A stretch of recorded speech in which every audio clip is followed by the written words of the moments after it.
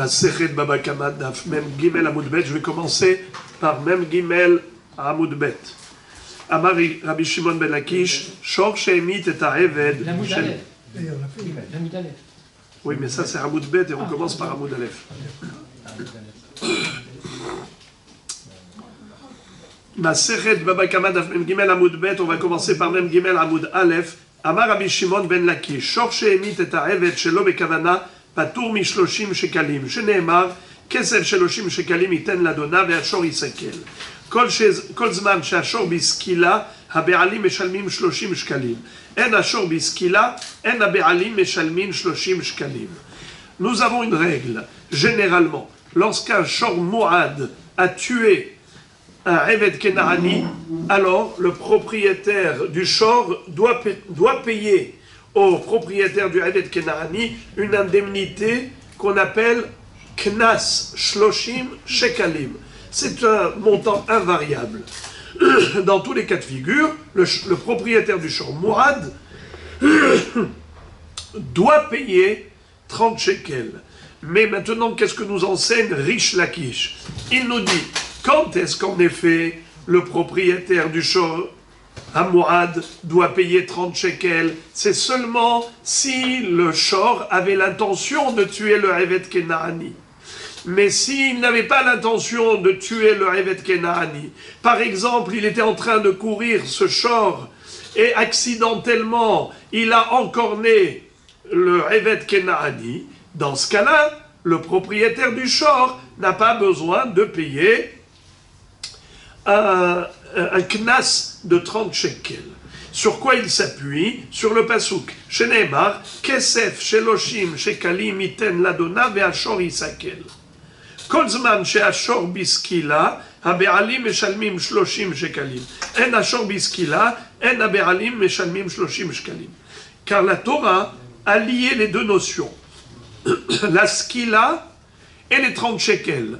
S'il y a lapidation, skila, alors il faut payer 30 shekels.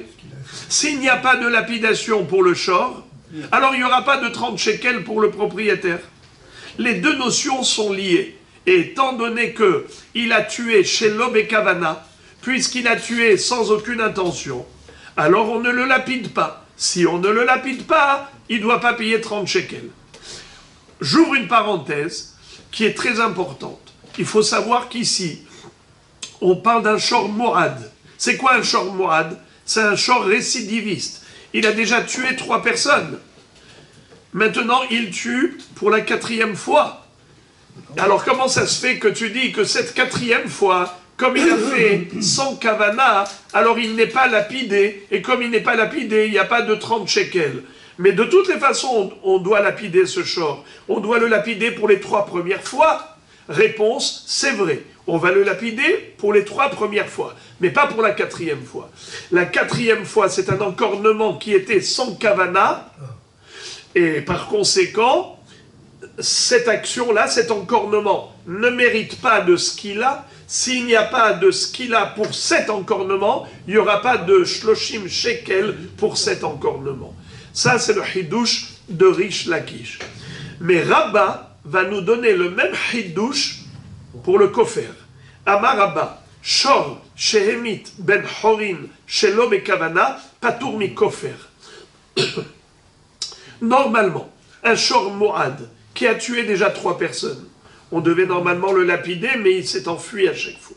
Maintenant, il tue quelqu'un, un homme ben horin. Ben horin, ça veut dire un juif classique, qui est un homme libre.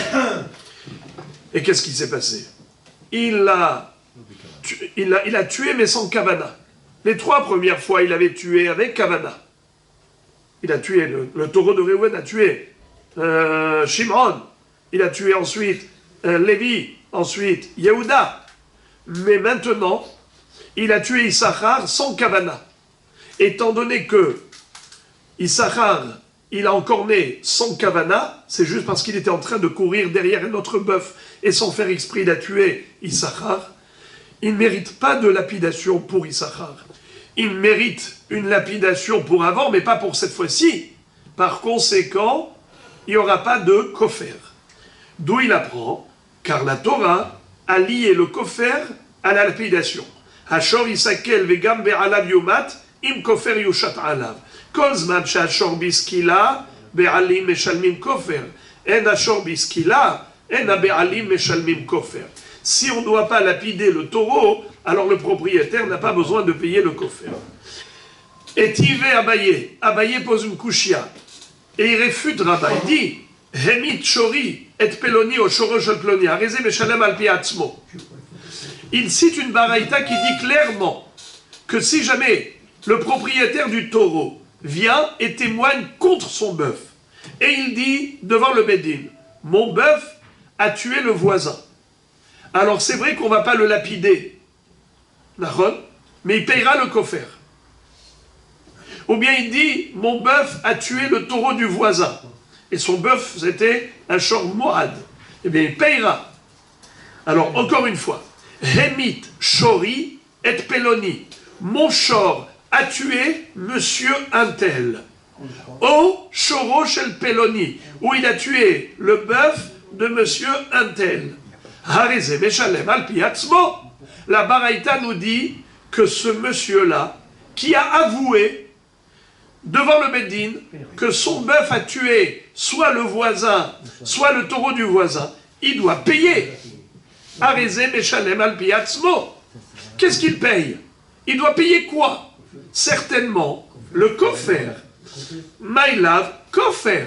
Et si tu vois qu'il doit payer le koffer, bien que le taureau n'est pas lapidé, ça veut dire qu'il n'y a pas de dépendance entre ces deux notions. Tu vois que le taureau n'est pas lapidé, et tout de même il doit payer. Alors pourquoi tu as dit que la Torah a lié ces deux notions? S'il n'y a pas de skila, il n'y a pas de paiement de koffer. C'est pas vrai. D'ailleurs, qu'est-ce qu'avait dit Rabba? Si le taureau il courait derrière un autre bœuf, et par accident, il a encorné un homme, eh bien, puisqu'on ne doit pas le lapider pour cet encornement, le propriétaire ne payera pas le koffer. C'est pas vrai? Quel rapport? On peut ne pas lapider le taureau, et tout de même, il faut payer le koffer. La preuve, c'est que la Baraïta nous dit que si quelqu'un vient au Bédine et il témoigne contre son bœuf, et il dit, mon taureau a tué le voisin. Et c'était un shor moad. Qu'est-ce qui est écrit? Arezé Meshalem al pi atzmo. Il payera. Al pi atzmo. C'est quoi al pi atzmo? Sur la base de son témoignage à lui. Et pas sur la base de deux témoins. Alors tu vois qu'il n'y a aucun rapport entre la lapidation et le koffer. Alors regardez comment il va lui répondre. Lo damim. Tu crois qu'on parle de koffer? On ne parle pas de koffer. On parle de damim. C'est qui peut me traduire le mot damim? Argent. Alors Rabotaï, s'il vous plaît, essayez de comprendre cette subtilité. Quelle est la différence entre koffer et damim? Koffer, c'est une capara, n'est-ce pas? C'est-à-dire, le bonhomme, il doit payer pour se faire pardonner. Car il a été à l'origine de la mort de quelqu'un. À cause de son taureau, quelqu'un est mort. Ce n'est pas une simple affaire, ce n'est pas une mince affaire. Il doit payer de l'argent aux héritiers. Le prix du mort, d'après certains, c'est le prix du mort, d'après d'autres, c'est le prix de lui-même, c'est un koffer, kapara, pour se faire pardonner. Ça s'appelle koffer, kapara. Mais quand on dit damim, vous savez c'est quoi damim? C'est la valeur du mort dans le marché des esclaves, mais pas en tant que koffer, en tant que damim. Pas en tant que expiation d'une faute, mais en tant que dédommagement des héritiers. Car les héritiers, ils ont perdu un père, un frère, ils ont perdu quelqu'un qui avait une valeur d'argent, alors figurez-vous que il faut payer la valeur monétaire de cette personne qui est morte à cause du taureau qu'il a encorné. Vous vous imaginez, Rabotai, c'est un chidouche phénoménal, on n'a jamais entendu parler de ça. Rabat arrive avec un chidouche phénoménal. Et il dit, sache que le kofer, il ne le payera pas. Pourquoi? Car il n'y a pas de témoin que ce taureau a tué une personne. C'est qui a avoué qu'il a tué? C'est le propriétaire du taureau. Donc, on ne va pas lapider le bœuf. Si on ne va pas le lapider, alors il n'y a pas de kofer. Rabat se maintient dans cette position, que les deux notions sont intimement liées. S'il n'y a pas de lapidation, il n'y a pas de kofer. Et pourtant, c'est écrit qu'un homme qui a avoué devant le Beddin que son bœuf a tué quelqu'un, il est écrit « Arezé Meshalem al Piratzmo ». Il payera sur la base de son propre témoignage. Il payera quoi? Le kofer? Mais tu as dit qu'il n'y a pas de kofer. Il lui a dit, on ne parle pas de kofer, on parle de damim. Damim, c'est la valeur monétaire dans le marché des esclaves. Comme si il a fait perdre aux héritiers un homme qui avait une valeur d'argent. Comme si il a touché au porte-monnaie des héritiers. Incroyable. Alors, du coup, Abaye rebondit et il va dire à Rabat, Udamim, si on parle d'une valeur monétaire, alors viens, on va lire la suite. Imasefa, Remit Shori et Avdo shel Peloni, Eno Meshalem al pi atzmo. Quel est le din si jamais il dit Remit Shori et Avdo shel Peloni? Mon chor a tué le rêve de monsieur Untel. Et non Meshalem al pi atzmo. Il ne payera pas sur la base de son témoignage. Il n'a pas dit qu'il a tué son voisin, il a tué le rêve Kenani de son voisin. Alors là, il ne payera rien. Et non Meshalem al pi atzmo. Veidamim amailo. Pourquoi il ne payerait pas au moins la valeur monétaire du Rêve Kenani? Ok, il ne payera pas les 30 shekels. Les 30 shekels, c'est un knas. Ok, il ne paye pas. Parce que c'est lui qui a avoué. Modé biknas, patour. Mais pourquoi il ne paye pas au moins la valeur monétaire? D'après ce que tu viens de dire, Rabat, que la valeur monétaire, il faut la payer coûte que coûte. Même pour un individu normal. À plus forte raison pour un Rêve Kenani. Alors pourquoi il est écrit à la fin de cette baraïta qu'il ne payera pas pour le Rêve Kenani? Vous entendez, je répète, la baraïta enseigne deux choses. Elle dit d'abord, celui qui a avoué que son taureau a tué quelqu'un, il payera. Al pi atzmo. Mais s'il témoigne que son taureau a tué un Rêve Kenani, il ne paye pas. Alors, si tu me dis que au début on parle du kofer, et ensuite on parle du Shloshim Shekalim, du Rêve Kenani, je peux comprendre que le kofer, c'est un mammon qui doit payer pour kapara ou autre, mais ce n'est pas lié à la lapidation. Même s'il n'est pas lapidé, il paye le kofer. Par contre, les Shloshim Shekalim chez le Rêve, il ne les paye pas. Pourquoi? Parce que c'est un knas. Vu que c'est un montant invariable, alors c'est un knas, et il n'y a pas de knas à payer sur la base d'un aveu, d'une reconnaissance. La personne qui reconnaît sa faute, elle ne payera pas de pénalité, il n'y a pas de knas à payer. Alors il lui dit donc, cette réponse ne me convient pas du tout. Veidamim amailo, amar le yachilna le shanouy elach, Recha damim vesifaknas. Mihu shinu yadechika lo meshanin alach. Il lui dit, tu sais quoi? Si je le voulais, j'aurais pu te donner une réponse facile. Mais c'est une réponse qui est tirée par les cheveux, et je ne veux pas te donner une réponse qui est tirée par les cheveux. C'est quoi? Je peux te dire que le début de la Braïta parle de kofer. Pardon, le début de la Braïta, elle parle de damim, et la fin de la Braïta, elle parle du knas. C'est-à-dire, c'est pas qu'on a parlé de kofer au début, et de Knas à la fin.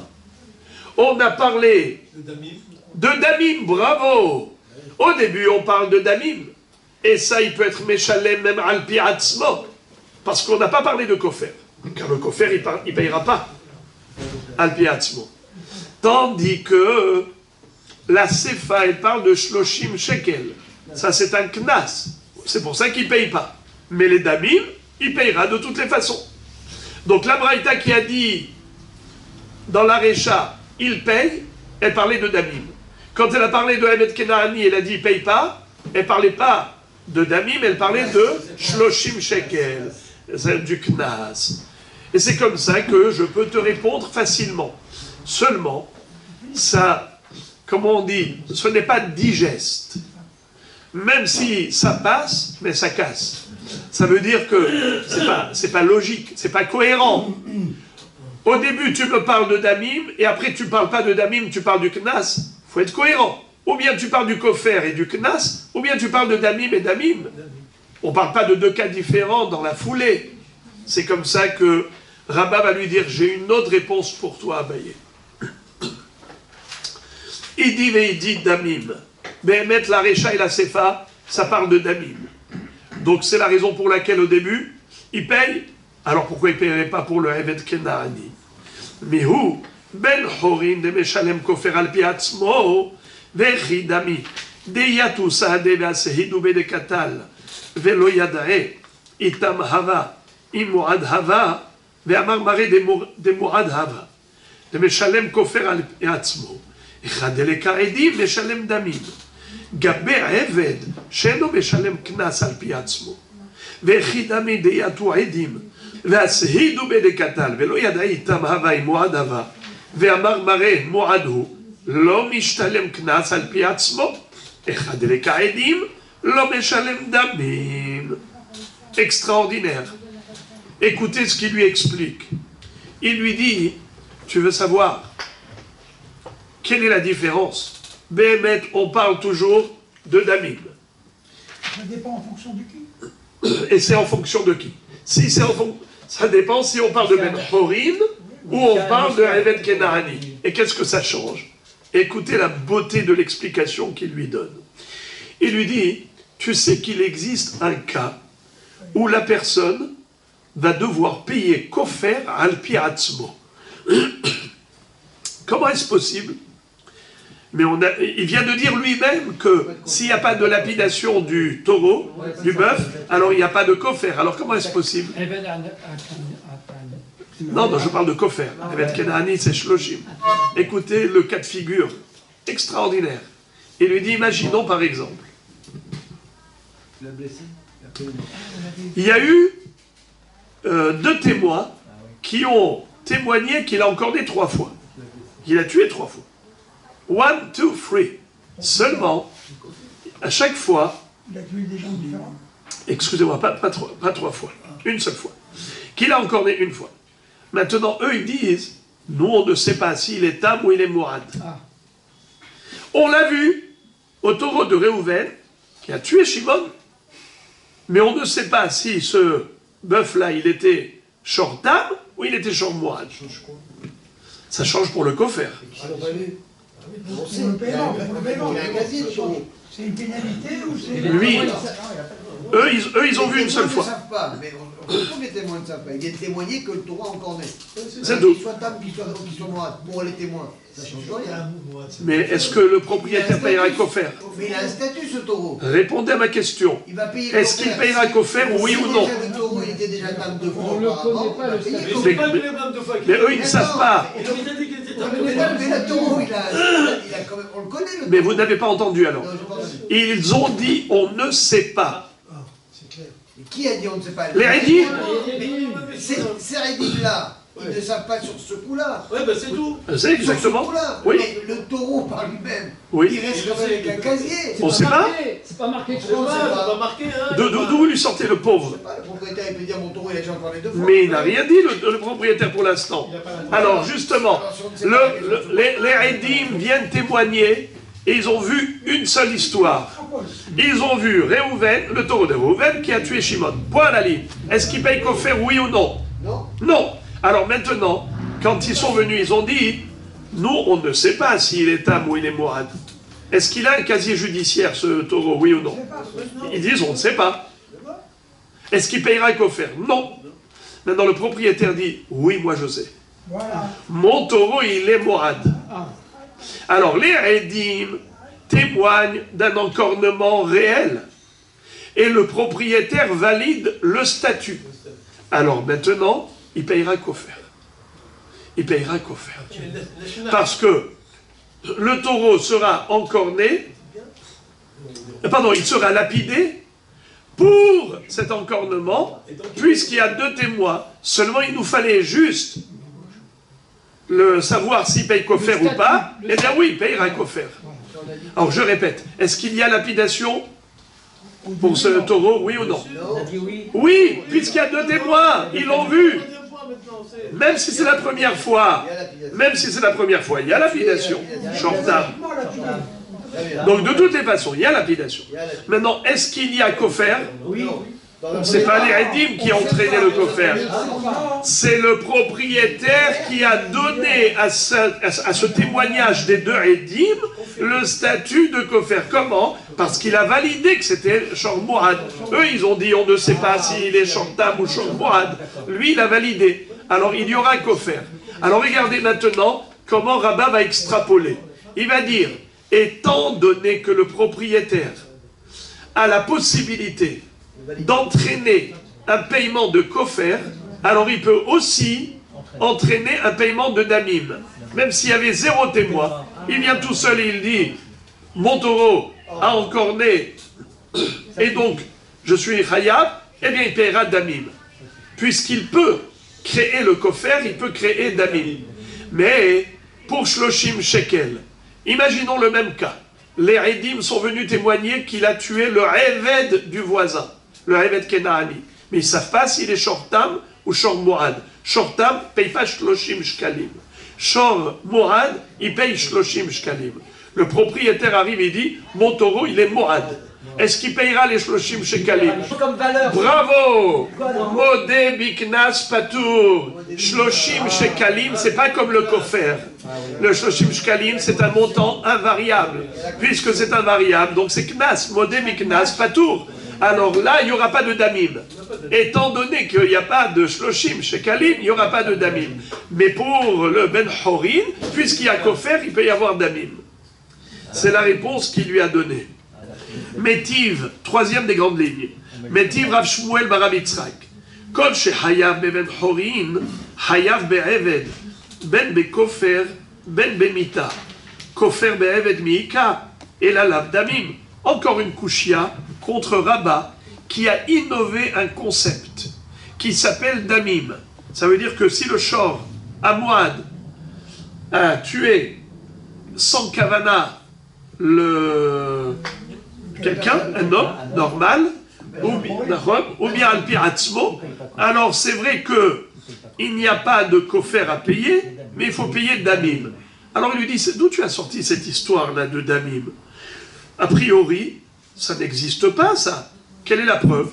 Il est écrit comme ça. Kol shehayav beben horin, hayav be'eved. Tout ce qui existe pour un homme normal, ça existe pour le Eved Kenaani. Ben bekofer, ben bemita. Aussi bien par rapport au din de la condamnation à mort comment il s'appelle, du taureau, comme pour la condamnation au kofer. Kofer be'eved mika. Comment tu peux dire que le Eved Kenaani a le même statut qu'un individu normal par rapport au kofer? Mais ça n'existe pas, le kofer, pour un Eved Kenaani. Et là, lav damim. Donc tu es obligé de dire qu'on parle de damim. Alors comment est-ce que tu peux dire qu'il n'y a pas de damim pour le Eved Kenaani? Rappelez-vous, il y a 2 secondes. On a dit pour le Ben Horin, puisqu'il peut y avoir kofer, il peut y avoir damim. Mais pour le Eved Kenaani, puisqu'il ne peut pas y avoir Shloshim Shekel, il ne peut pas y avoir damim. Mais pourtant, on a comparé le Eved Kenaani au Ben Horin dans la Baraïta, et on a dit qu'ils sont comparables par rapport au kofer. Et on sait très bien qu'il n'existe pas de kofer pour un Eved Kenaani. Donc forcément, ça fait allusion à quoi? À damim. Donc il n'y a pas de différence entre Eved Kenaani et Ben Horin pour les damim. Alors, la réponse c'est quoi? Certains disent que lui-même, il s'est auto-répondu. Certains disent que c'est Rabat qui lui a répondu. Quoi? Katane, voilà le sens de la baraïta. Kol shehayav beben horin bekavana al pi edim kofer hayav be'eved knas. Kol shehayav beben horin shelo bekavana al pi edim damim hayav be'eved shelo bekavana al pi edim damim. Qu'est-ce que ça veut dire? Il lui a dit le sens de la baraïta est le suivant.